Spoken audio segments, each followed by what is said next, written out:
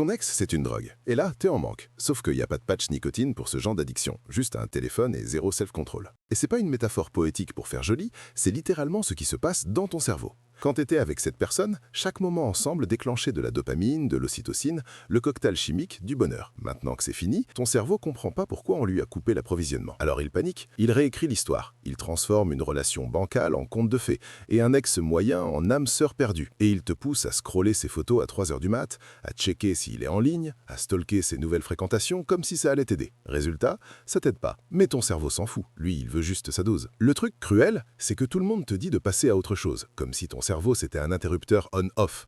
Alors que là, il est en pleine réorganisation.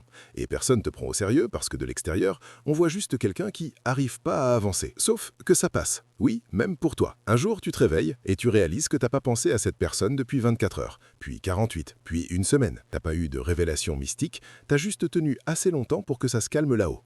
Donc, si t'es en plein dedans, lâche son profil, respire et rappelle-toi que ce que tu ressens, c'est temporaire, même si là, maintenant, ça paraît infini. À la prochaine. Et si t'as besoin de quelque chose pour tenir le coup, mon livre est dispo pour t'accompagner.